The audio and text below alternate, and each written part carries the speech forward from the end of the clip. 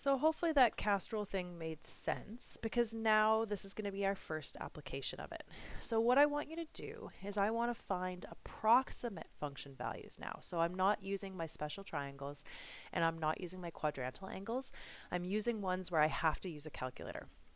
So what you're going to do is you're going to plug into your calculator simply sine 68, sine 112. So just make sure your calculator's in degrees and just type it in. So sine 68 is, and we write to 4 decimal places. So I get 0.9272, right? It's 92718, so I'm just going to round it.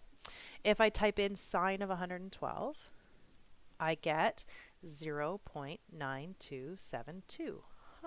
Maybe there's a pattern.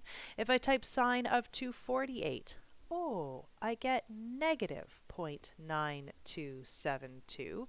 And lastly, if I plug in sine of 292, I also get negative 0.9272.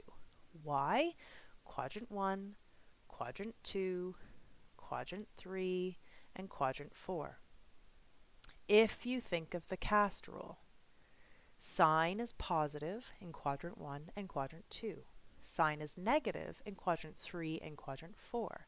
Since these all have the same reference angle of 68 degrees, so if you did 180 minus 112, you'd get 68. If you did 248 minus 180, you'd get 68. And if you did 360 minus 292, you'd get 68. So since these all have a reference angle of 68 degrees, they all have the same trig function value. Well, we already knew this. The new part is that what if instead of asking for the exact or the approximate function value, what if I wanted to know the angle that gave you that exact function or that approximate function value? Well, for this one, if I wanted to say what angle gave me a ratio of 0.9272, you'd say it's 68 degrees and 112. We know that these both could give us this ratio. But the question is, what's our calculator going to do? So if you take your calculator and you plug in inverse sine, so to find theta, right, you're going to do the inverse sine of 0.9272. And if you plug that into your calculator, so inverse sine, so second function sine of 0.9272, I get 68.0 degrees. It didn't give me 112. It gave me 68. Now there's going to be this whole lesson in chapter 7 about why this happens, but the quick answer is that your calculator is set up to only give you one answer, right? It would blow the calculator's brain if it had to give you all the answers that give you 0.9272. So your calculator has to pick one. So they pick the answer in quadrant 1. They're like, well, that's easy, okay? They're giving you the reference angle, 68 degrees. It's really kind of nice. And then if you wanted to find this angle, you could just do 180 minus 68 and get this angle, which is what we're going to do in the next part. What about of the negative ratio? If I take my calculator and I hit inverse sine of negative 0.9272, what does it give me? So second function sine of negative 0.9272. It gives me, interesting, negative 68.0 degrees. Well, that's not any of these answers. It's not the 248 and it's not the 292, or is it? If I think about negative 68 degrees, that's going to be read in a clockwise direction. And negative 68 degrees is the same as positive 292 degrees. So again, your calculator had to give you an answer. It gave you the smallest answer it could. So it read the answer in quadrant 4. So this one it gave you answer in quadrant 1. This one it gives you the answer in quadrant 4, but instead of reading it in a counterclockwise direction, it reads it as a negative direction, which is kind of nice because then it gives you that reference angle of 68 degrees. We don't use the negative, right? We're just like, oh, it made an angle of 68 degrees with the x-axis. Cool. So now if I had to find this angle, I could do 180 plus 68, and if I wanted to find this angle, I could do 360 minus this angle. In reality, when we're solving these, the key thing is going to be the reference angle.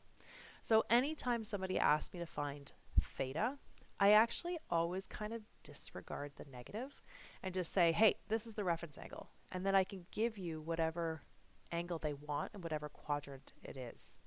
That probably doesn't make much sense, but it will when I show you this guy. So if I wrote this one, or if I ask you these questions, it says give the function value and the quadrant restriction, find, or given the function value and the quadrant restriction, find theta. So I'm going to give you a question like, sine theta is equal to 0.9272. Find the angle in this quadrant restriction. So they're telling you, find the angle in quadrant 2. Well, I know that to find the reference angle, I'm going to type inverse sine of 0.9272, and I know 9272, and I know that that's going to give me 68 degrees. But this is going to be my reference angle. If I now want to find that angle between 90 and 180 degrees, you're going to put that reference angle with the x-axis in the second quadrant. And then theta is going to be this angle here. So theta in quadrant 2, you always take 180 and subtract the reference angle. So 180 minus 68 is going to give me that 112 degrees. So we already had these above, but your calculator can't ever give you this answer, right? Even though sine of 112 gives you a ratio of 0.9272, if you do the inverse of 0.9272, it's never going to give you 112. But that angle is a solution, so we have to know how to find it. So again, what you do is you find the angle using your calculator, find the reference angle, which is usually the angle your calculator has given you, and then find the measure of the angle in the correct quadrant, so in the quadrant restriction. So what about this one? Well, for me, again, I like to find the reference angle, and so instead of doing it of the negative, I'm going to do it of the positive. And I know it's going to feel confusing because it actually doesn't matter for sine and tan, but when we get to cosine, if I can just train you to do this now, it'll be so much better. So finding the reference, always use the positive ratio. So again, we're going to get 68 degrees, because if I'd done the negative ratio, I'd get negative 68, which is fine, it's still the reference angle. But just be chill with this, okay? And then we're going to put it in quadrant what? Well, between 180 and 270 is quadrant 3. So if we know that this angle is 68 degrees, then to find angle theta, you always do in quadrant 3, it's 180 plus the reference angle. So that's going to give me that 248 degrees. I always doubt myself when I'm on a video. Let me just double check that. Yes, could have just scrolled up. All right, so what about tan? Tan follows the same rules as sine, so I didn't make another little section for it. So if we type inverse tan, second function tan of 0.1564, okay, again, we're going to find the reference angle.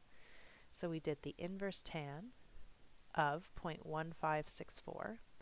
That gives us 8.89 degrees. Okay, oh, I guess we've been doing nearest 10th. Let's just make that nearest 10th.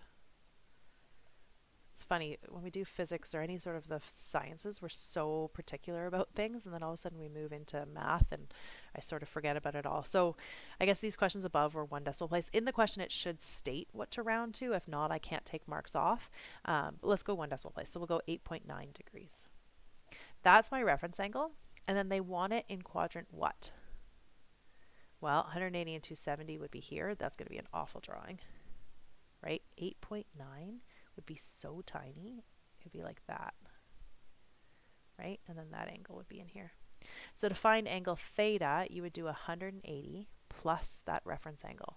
So you'd have 188.9 degrees.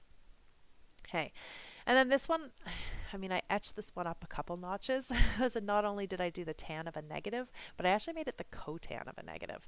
So the first thing you're going to do is write this as tan. That's your first step. So tan would be 1 over negative 5.6232. So then we're going to do inverse tan. Now to find the reference angle, again, for tan, it's not such a big deal, same as sine.